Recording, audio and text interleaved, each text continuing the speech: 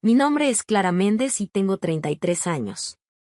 Nunca pensé que el día más humillante de mi vida terminaría convirtiéndose en el día más silencioso para mi suegra. Durante años, ella creyó que me conocía. Creyó que era una mujer común, una esposa tranquila que trabajaba detrás de un escritorio haciendo papeleo aburrido para el gobierno. Y yo nunca la corregí. No porque tuviera miedo, sino porque mi trabajo me obligaba a mantener muchas cosas en privado. Lo que jamás imaginé fue que ese silencio terminaría llevándonos a las dos al mismo tribunal. Todo empezó después de que mi esposo, Daniel, heredara una pequeña propiedad de su abuelo. No era una fortuna, pero sí un terreno valioso en las afueras de la ciudad. Desde el momento en que apareció la herencia, mi suegra, Marta, empezó a actuar como si todo le perteneciera. Llegaba sin avisar, tomaba decisiones sobre remodelaciones y hablaba con los vecinos como si fuera la dueña. Al principio intenté ignorarlo. Es mi madre, decía Daniel. Ya sabes cómo es. Sí. Sabía perfectamente cómo era. Marta tenía la costumbre de menospreciar a cualquiera que considerara inferior. Y desde el primer día decidió que yo era inferior. Según ella, una mujer que no presumía dinero ni títulos importantes no podía ser alguien relevante. Cada cena familiar terminaba igual. ¿Y tú sigues en esa oficina aburrida?, preguntaba sonriendo. Sí. Qué desperdicio de juventud. Yo simplemente sonreía. Nunca le expliqué qué hacía exactamente porque no podía hacerlo. Mi trabajo consistía en analizar expedientes relacionados con delitos cometidos dentro del ámbito militar. Casos delicados. Investigaciones complejas. Información restringida. No era algo que comentara durante una cena mientras alguien servía puré de papas. Pero Marta interpretó mi silencio como debilidad. Con el paso de los años sus ataques se volvieron más directos. Daniel podría haber encontrado a alguien con más ambición. Daniel merece una mujer que aporte más. Daniel siempre fue demasiado bueno para conformarse. Escuché esas frases tantas veces que dejaron de dolerme. Hasta que apareció el problema del terreno. Una mañana recibimos una llamada de un abogado. Alguien había presentado documentos reclamando derechos sobre parte de la propiedad. Daniel y yo nos quedamos confundidos. No tenía sentido. Toda la documentación estaba en regla. Pero cuando revisamos los registros encontramos algo extraño. Había firmas recientes. Firmas que ninguno de nosotros había autorizado. Y entonces apareció el nombre de Marta. Sentí un frío inmediato en el estómago. Daniel se negó a creerlo. Debe haber una explicación. Yo no estaba tan segura. Las siguientes semanas fueron una pesadilla. Descubrimos transferencias de dinero, contratos modificados y declaraciones notariales sospechosas. Todo apuntaba hacia ella. Cuando finalmente la confrontamos, ni siquiera intentó negarlo. Estoy protegiendo el patrimonio familiar. No puedes falsificar documentos, dije. Ella soltó una carcajada. ¿Y quién va a detenerme? Daniel estaba pálido. Yo también. Porque en ese momento comprendí algo. Mi suegra realmente creía que estaba por encima de las consecuencias. Las discusiones escalaron rápidamente. Los abogados entraron en escena. Las acusaciones comenzaron a acumularse. Y entonces Marta cruzó una línea que jamás debió cruzar. Presentó una demanda contra mí. No contra Daniel. Contra mí. Me acusó de manipulación financiera, fraude documental y abuso de influencia. Todo era mentira. Pero las acusaciones eran lo suficientemente graves para obligarme a comparecer ante el tribunal. Recuerdo perfectamente la noche anterior a la audiencia. Daniel caminaba de un lado a otro. No puedo creer que haya llegado a esto. Yo sí. ¿No estás nerviosa? Lo pensé unos segundos. Estoy cansada. Y era verdad. Estaba cansada de años de desprecios. De comentarios venenosos. De tener que demostrar constantemente que merecía respeto. La mañana de la audiencia llegué sola al tribunal. Daniel debía reunirse con nuestros abogados unos minutos después. Mientras atravesaba la entrada principal escuché una voz familiar. Marta.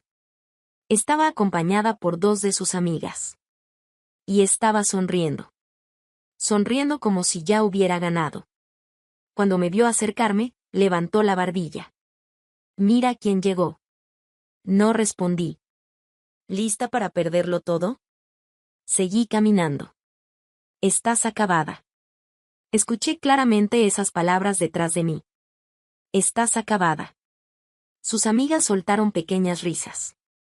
Yo seguí avanzando sin girarme. Porque había aprendido hace mucho tiempo que algunas personas confunden el silencio con derrota. Entré al edificio. Pasé por seguridad. Subí las escaleras. Y me dirigí hacia la sala asignada. Mientras esperaba afuera observé el movimiento de abogados, asistentes y funcionarios. Era un ambiente familiar para mí. Mucho más familiar de lo que Marta podía imaginar. Lo curioso era que ella seguía creyendo que estaba entrando en territorio desconocido. Como si yo fuera una mujer asustada enfrentándose por primera vez a un tribunal. Como si no hubiera pasado años revisando expedientes mucho más complejos. Como si no hubiera visto caer a personas mucho más poderosas que ella. A través del pasillo escuché nuevamente su voz. Fuerte. Segura. Convencida de su victoria. Y por primera vez tuve la sensación de que estaba a punto de presenciar algo que jamás olvidaría. Porque aún no sabía quién era yo realmente. Y dentro de unos minutos, frente a todos, esa verdad iba a salir a la luz. Las puertas de la sala se abrieron exactamente a las 9 de la mañana. Mi suegra entró primero, caminando con esa confianza exagerada que siempre mostraba cuando creía tener el control. Saludaba a personas que ni siquiera conocía y sonreía como si estuviera entrando a una celebración. Cuando me vio sentada al otro lado de la sala, volvió a sonreír. Todavía tienes tiempo para llegar a un acuerdo, dijo. No respondí. Su abogado acomodó varios documentos sobre la mesa. Parecía seguro de sí mismo. Marta incluso se inclinó hacia una de sus amigas y susurró algo que provocó varias risas. Yo permanecí tranquila. Había aprendido hacía mucho tiempo que las personas más peligrosas no son las que gritan. Son las que esperan. La audiencia comenzó pocos minutos después. El juez entró. Todos nos pusimos de pie. Y entonces ocurrió algo que hizo desaparecer la sonrisa de Marta por primera vez. El juez me miró directamente. Buenos días, coronel Méndez. La sala quedó completamente en silencio. Durante un segundo nadie reaccionó. Ni siquiera Marta. Parecía que su cerebro necesitaba tiempo para procesar lo que acababa de escuchar. Buenos días, señoría, respondí. El juez asintió con respeto. Yo volví a sentarme. Y entonces escuché el sonido que nunca olvidaré. La silla de Marta rechinó ligeramente cuando se movió hacia adelante. ¿Qué acaba de decir? Susurró. Su abogado tenía la misma expresión. Confusión absoluta. Porque la mujer que durante años habían tratado como una simple empleada de oficina acababa de ser presentada oficialmente como coronel. Y eso era solo el comienzo. La audiencia avanzó rápidamente. Las acusaciones que Marta había presentado empezaron a desmoronarse una por una. Cada documento que su abogado mostraba era analizado. Cada afirmación era revisada. Cada declaración era contrastada con pruebas reales.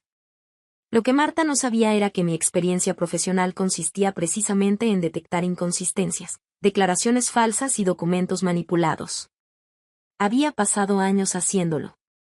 No contra ciudadanos comunes. Contra personas entrenadas para ocultar información. Contra individuos que creían ser demasiado inteligentes para ser descubiertos. Por eso resultaba tan fácil ver los errores. Y Marta había cometido muchos. Demasiados. A mitad de la audiencia, uno de los documentos que presentó su abogado llamó especialmente la atención del juez. Era una supuesta autorización firmada por Daniel. Pero había un problema. La fecha era imposible. Daniel estaba fuera del país ese día. Existían registros migratorios. Reservas de vuelo. Comprobantes de hotel. Todo. El documento era falso. La expresión del juez cambió inmediatamente. ¿Puede explicar esto? El abogado de Marta empezó a sudar. Marta también. Intentaron justificarlo. Intentaron culpar a terceros. Intentaron cambiar de tema. Pero cada explicación generaba nuevas preguntas. Y las preguntas conducían a nuevos problemas. Entonces apareció la evidencia definitiva. Los registros notariales. Correos electrónicos. Transferencias bancarias. Firmas comparadas por especialistas. Todo señalaba exactamente a la misma persona. Marta. El silencio dentro de la sala se volvió insoportable. Por primera vez desde que la conocía, mi suegra parecía pequeña. Muy pequeña. Como alguien que acababa de comprender que las consecuencias realmente existían. El juez observó toda la documentación durante varios minutos. Finalmente cerró la carpeta. Las acusaciones contra la señora Méndez carecen de fundamento. Marta bajó la mirada. Además, existen indicios suficientes para abrir una investigación sobre la procedencia de varios documentos presentados por la parte demandante. Su abogado cerró los ojos. Sabía exactamente lo que significaba. La situación había cambiado por completo. Lo que comenzó como una demanda contra mí ahora se estaba convirtiendo en una investigación contra ella. Las amigas que habían llegado con Marta ya no sonreían. Nadie sonreía. Excepto quizás el destino. Porque después de tantos años de arrogancia, finalmente había llegado la factura. La audiencia terminó poco después. Las personas comenzaron a salir de la sala.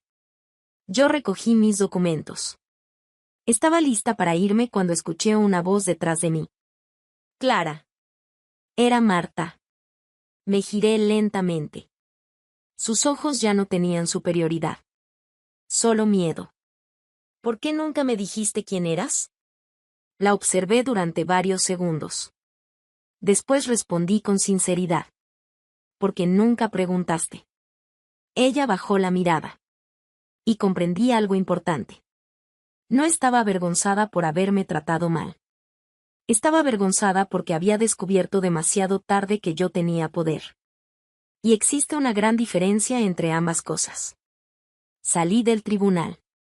El aire fresco golpeó mi rostro. Daniel me esperaba afuera. Cuando me vio sonrió.